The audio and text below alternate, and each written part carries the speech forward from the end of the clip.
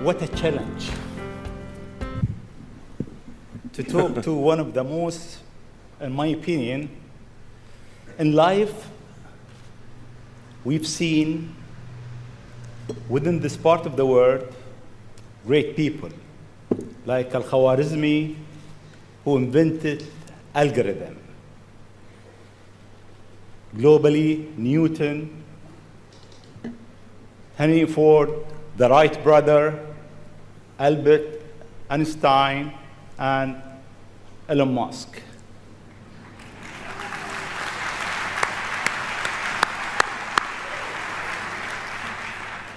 It seems you are in rush.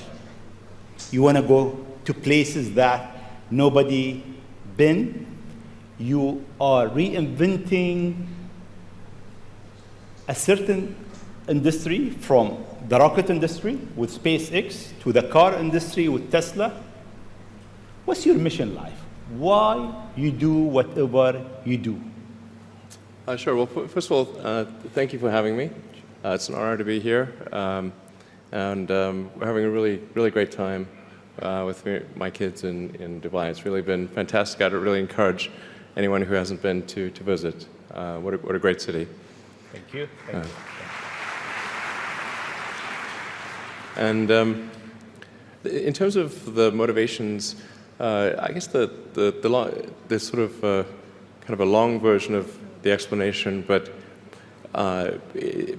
essentially, when I was a kid, I was wondering kind of what's the meaning of life, like why are we here, what's it all about, and I came to the conclusion that what really matters is trying to understand the right questions to ask.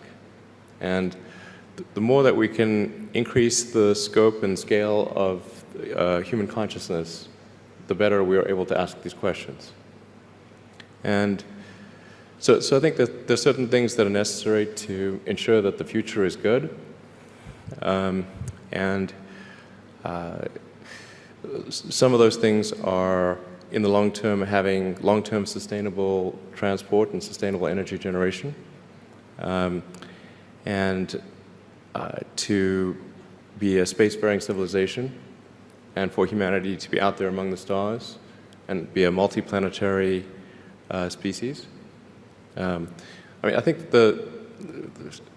being a multi-planet species and being out there among the stars is important for the long-term survival of humanity.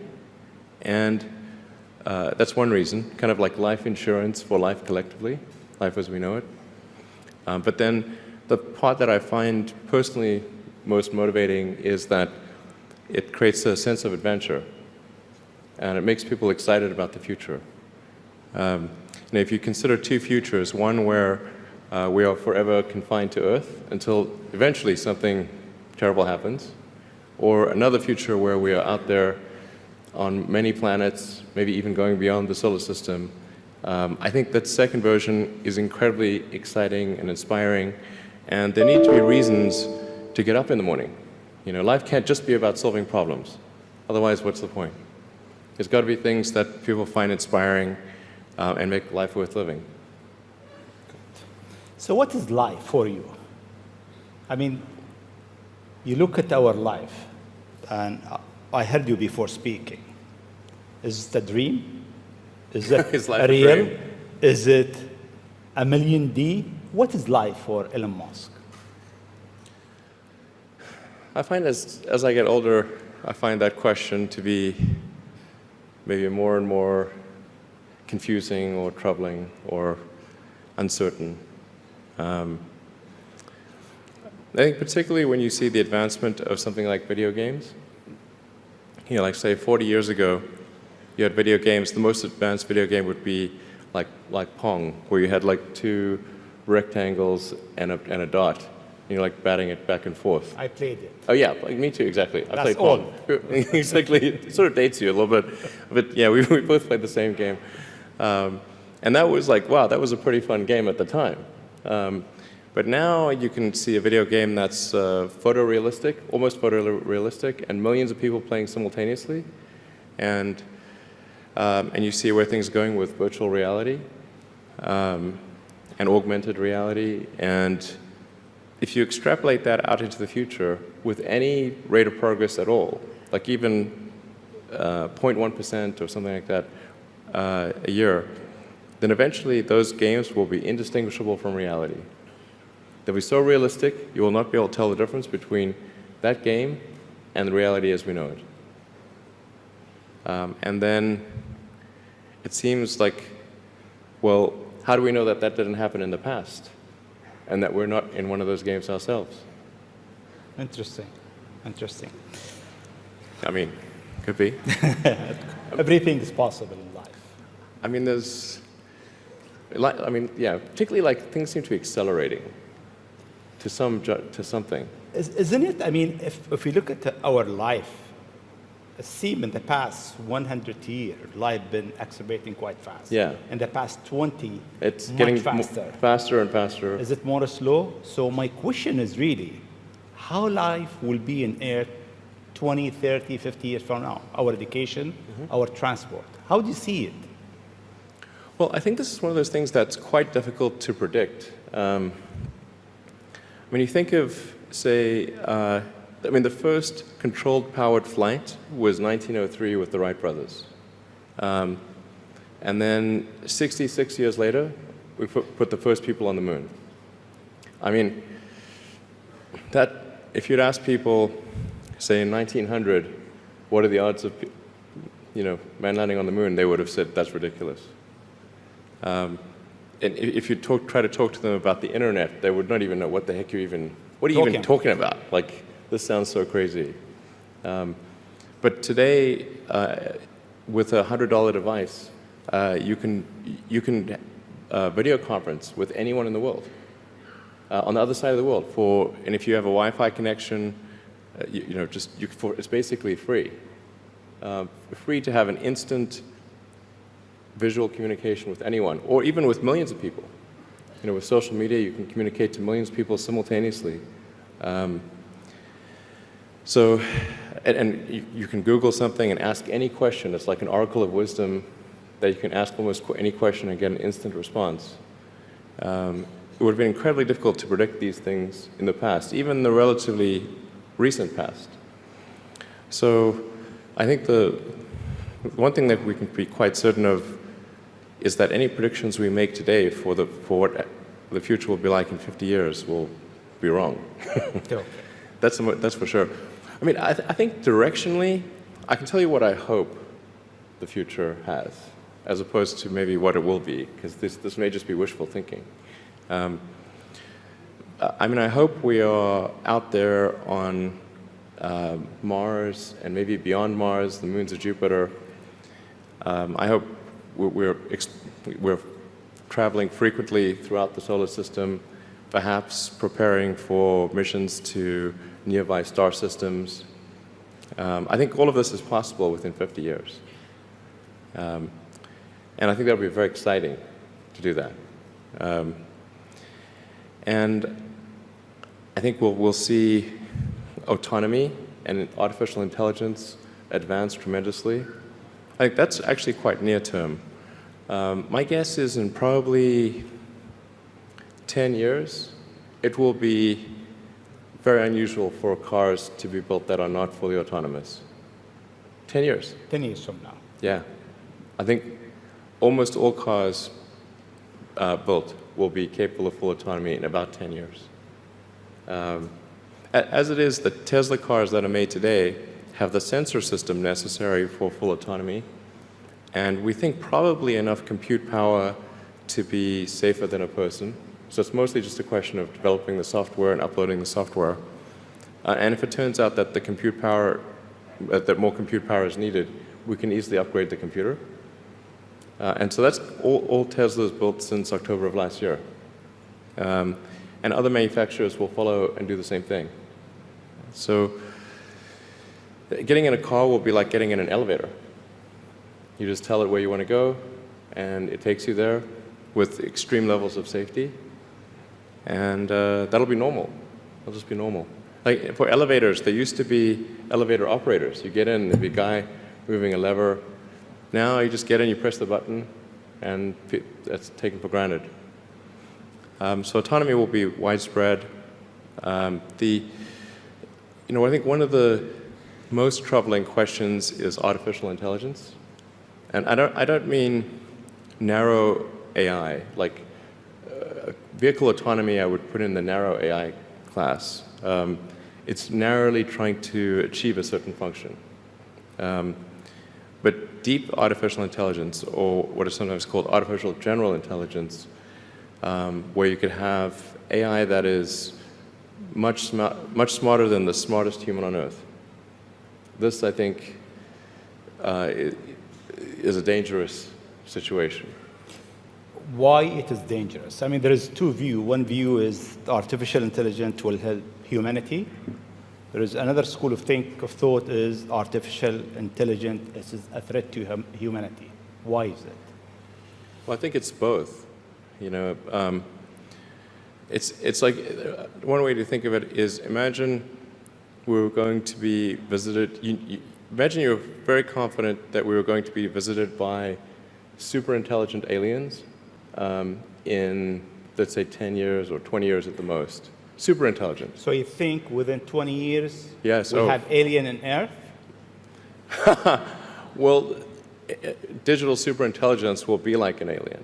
It will be like an alien. Yeah. But my question is, do you think there is other intelligent life outside the Earth? It seems probable, but I think this is one of the great questions in physics and philosophy, is where are the aliens? Maybe they're among us, I don't know. Some people think I'm an alien. Not true. Not true. But maybe we are alien. Of course I'd say that, maybe wouldn't we I? are alien, Ellen. I mean, if you look at this part of the world, Yeah. they believe that human beings are not from Earth. They came from somewhere else. Eve Maybe. and Adam came from somewhere else to Earth. So in a way, human being alien to this land. Do you think we'll make contact with alien within the next 50 years? Well, that's a really tough one to say. I mean, if there are super intelligent aliens out there, they're probably already observing us. That would seem quite likely, and we just are not smart enough to realize it.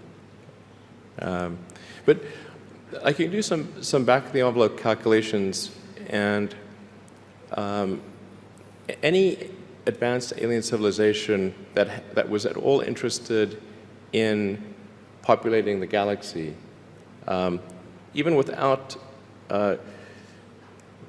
exceeding the speed of light, even if you're only moving at, say, 10 or 20% of the speed of light, you could populate the entire galaxy in, let's say, 10 million years.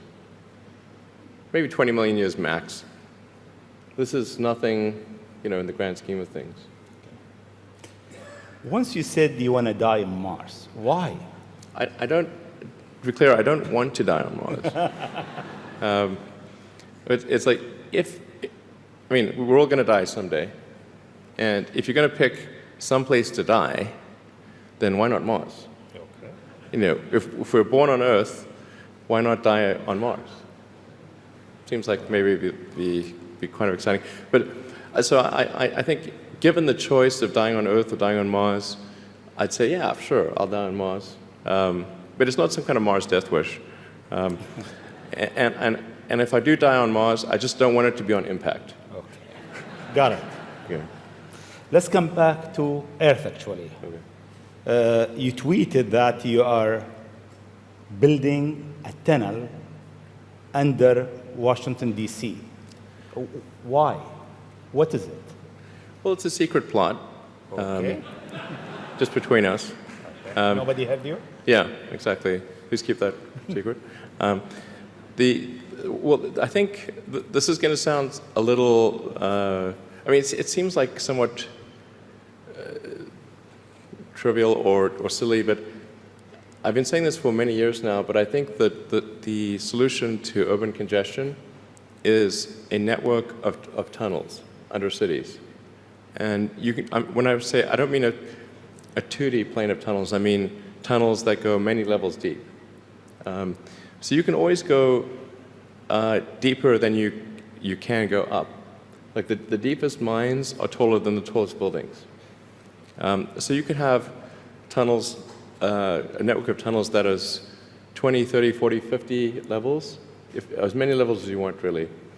And so given that, you can overcome the congestion situation in any city in the world. The challenge is just figuring out how do you build tunnels quickly and at low cost and with high safety.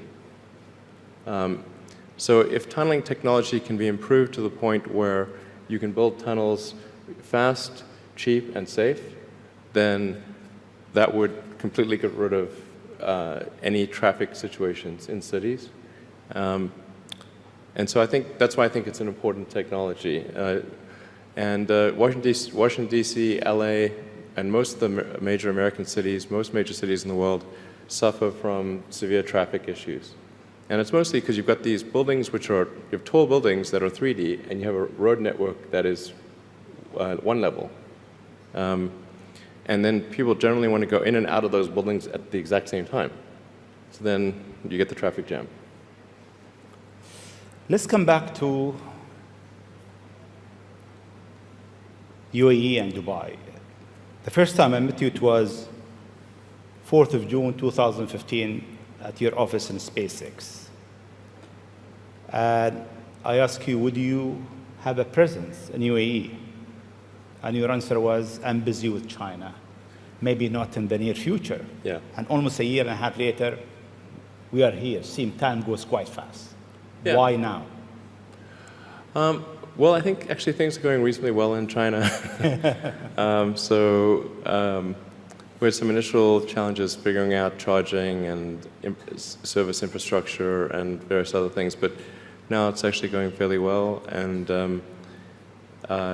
so the timing seemed to be good to really make a significant debut in this region, starting in Dubai. Okay.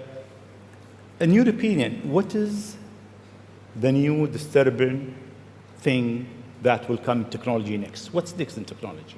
What's next in technology? That will disturb the way we live, the way we think, the way we do business. Well, the most near-term impact from a technological standpoint is autonomous cars, like fully self-driving cars. Like I said, that's going to happen much faster than people realize.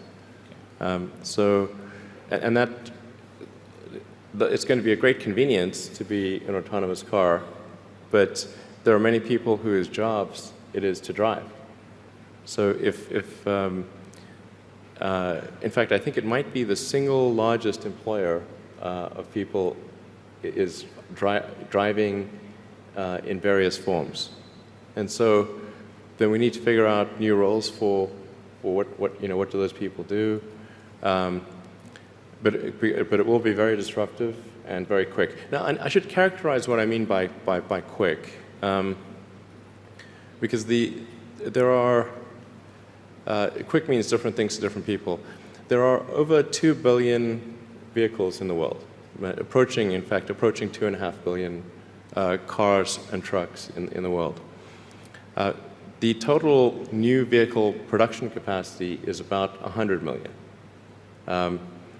Which makes sense because the life of a car or truck before it's finally scrapped is about 20, 25 years. So the point at which we see full autonomy appear will not be the point at which there is massive societal upheaval, because it will take a long time to make enough autonomous vehicles to disrupt employment. So that disruption I'm talking about will take place over about 20 years. But still, 20 years is a short period of time to have, I think, something like 12 to 15% of the workforce be unemployed. Yeah, thank you. This is the largest global government summit. We have over 139 government here. if you want to advise government official to be ready for the future, what is three things or three advice you'll give them? Well, I think the first bit of advice would be to really pay close attention to the development of artificial intelligence. I think we need to just be very careful in how we adopt artificial intelligence and to make sure that researchers don't get carried away. Because sometimes what happens is a scientist can get so engrossed in their work, they don't necessarily realize the ramifications of what they're doing. So I think it's important for public safety that governments keep a close eye on artificial intelligence and make sure that it does not represent a danger to the public. Let's see. Secondly, I would say we do need to think about transport in general. And there's the movement towards electric vehicles, sustainable transport. I think that's going to be good for many reasons, but again, not something that happens immediately. That'll happen slower than the self-driving vehicles. So that's probably something that happens over 30 or 40 years, the transition to electric vehicles. So thinking about that in context, the demand for electricity will increase dramatically. So currently, in terms of total energy usage in the world, it's about 1/3 electricity, about 1/3 transport, about 1/3 heating. So over time, that will transition to almost all, not all, but predominantly electricity, which means that the demand for electricity will probably triple. So it's going to be very important to think about how do you make so much more electricity.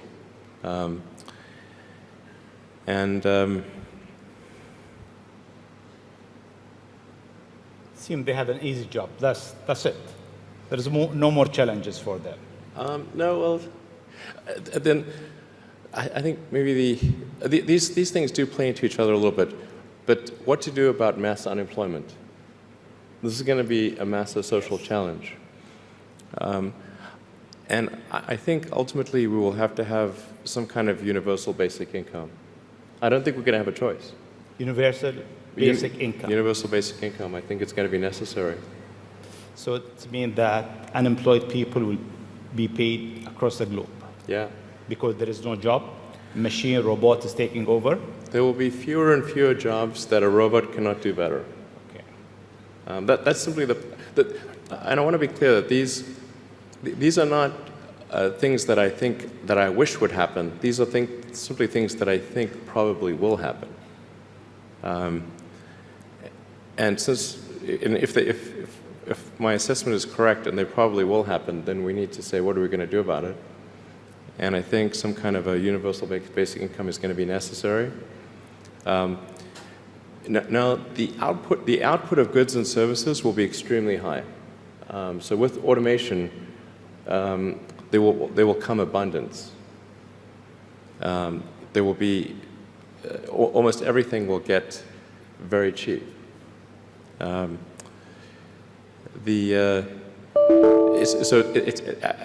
I think I think we'll just end up doing a universal basic income. It's going to be necessary.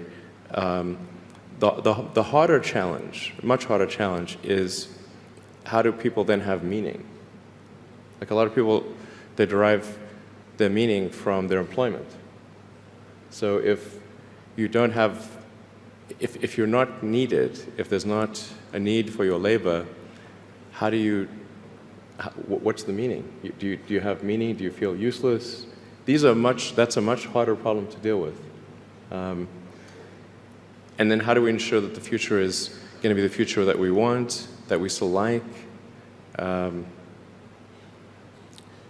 Now, I mean, I do think that there's a potential path here which is, and we're really getting into science fiction or create sort of advanced science stuff, but having some sort of merger with biological intelligence and machine intelligence. To some degree, we are already a cyborg. You think of like the digital tools that you have, your phone, your computer, the applications that you have, like the fact that, as I was mentioning earlier, you can ask a question and instantly get an answer from Google or from other things. And so you already have a digital tertiary layer. I say tertiary because you can think of the limbic system, kind of the animal brain or the primal brain, and then the cortex, kind of the thinking, planning part of the brain, and then your digital self as a third layer. So you already have that, and it's like if somebody dies, their digital ghost is still around. All of their emails and the pictures that they posted and the social media, that still lives, even if they died. So over time, I think we'll probably see a closer merger of biological intelligence and digital intelligence. And it's mostly about the bandwidth, the speed of the connection between your brain and the digital extension of yourself. Particularly output. And output, if anything, is getting worse. We used to have like keyboards that we'd use a lot. Now we do most of our input through our thumbs on a phone. And that's just very slow. A computer can communicate at 1 trillion bits per second, but your thumb can maybe do, 10 bits per second or 100 if you're being generous. So some high bandwidth interface to the brain, I think, will be something that helps achieve a symbiosis between human and machine intelligence, and maybe solves the control problem and the usefulness problem. Getting pretty esoteric here. I don't know if this is... It's close. Okay. We got it. Always you think out of the box. Your idea is so huge. You want to go to space. You decided to go to space. You did it. You decided that you want to land your rocket back. You failed 7 times, 8 times. Yeah, something like that. Then it landed. More times than I care to count. Yeah. How do you come with this idea, actually? Sometimes they're pushing the human limit. You are always pushing the human limit. Why? Well, I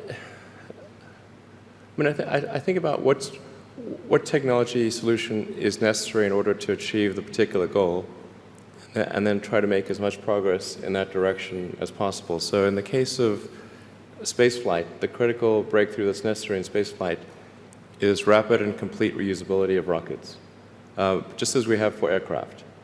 You can imagine that if an aircraft was single use, almost no one would fly. Because you can buy, like, say, a 747 might be $250 million, $300 million, or something like that. You'd need 2 of them for a round trip. But nobody's going to pay millions of dollars per ticket to fly, to do air travel. But because you can reuse the aircraft tens of thousands of times, the air travel becomes much more affordable. And the same is true of rockets. So our rocket costs $60 million, roughly. So the capital cost, if it can be used once, is $60 million. But the capital cost, if it can be used 1,000 times, is $60,000. So then if you can carry a lot of people per flight, then you can get the cost of space flight to be something not far from the cost of air flight. So it's extremely fundamental. Because Earth's gravity well is quite deep, Earth has a relatively, fairly high gravity, the difficulty of making a rocket reusable is much greater than the difficulty of making an aircraft reusable. And that's why a fully reusable rocket has never been developed thus far. But if you use the most advanced materials, most advanced design techniques, and you get everything just right, then I'm confident that you can do a fully reusable rocket. Fortunately, if Earth's gravity was even 10% stronger, I would say it would be impossible. You need a team around you to deliver a lot of ideas. How do you choose your team? Based on what? Well, I suppose honestly that it tends to be gut feel more than anything else. So when I interview somebody, my interview question is always the same. It's What do you ask? I said, tell me the story of your life and the decisions that you made along the way and why you made them. And then, and also tell me about some of the most difficult problems you worked on and how you solved them. And that question, I think, is very important because the people that really solved the problem, they know exactly how they solved it. They know the little details. And the people that pretended to solve the problem, they can maybe go one level and then they get stuck. So, what was your biggest challenge in life? Biggest challenge in life?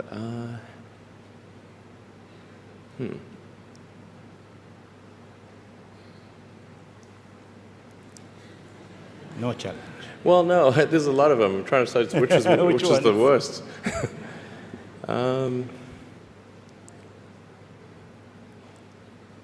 I think just thinking about how to spend time. One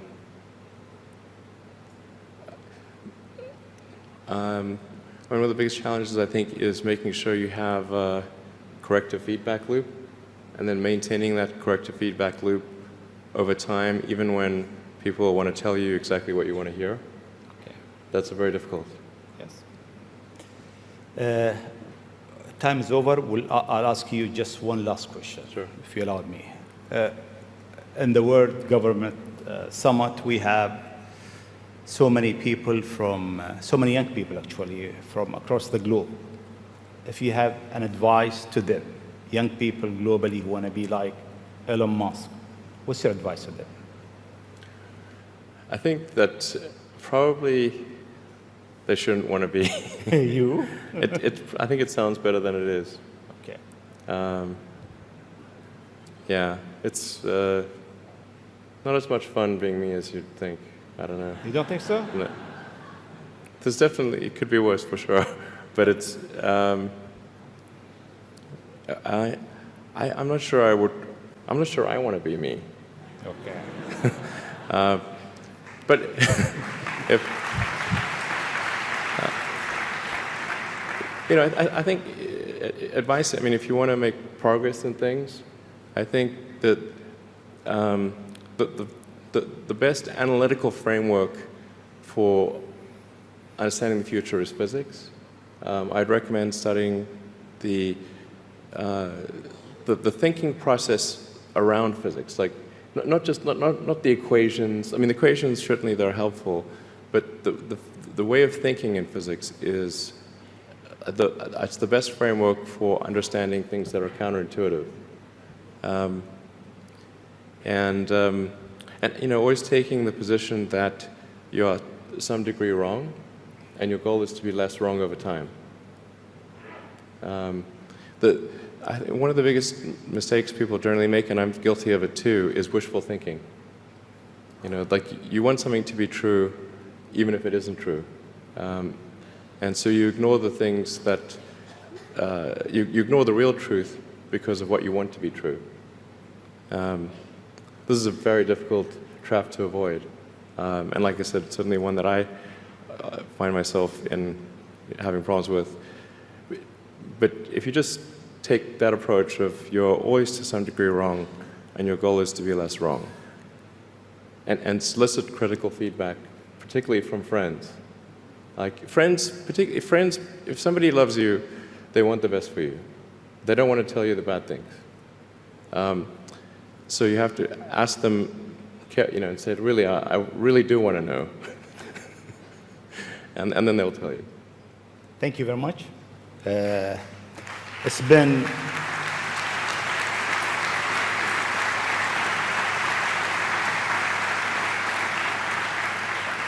It is great for the World Government Summit to have a legend who's creating the future for humanity to share his thought, his idea, his vision, his challenges, and his hope for life. Thank you very much. Thank you for having me.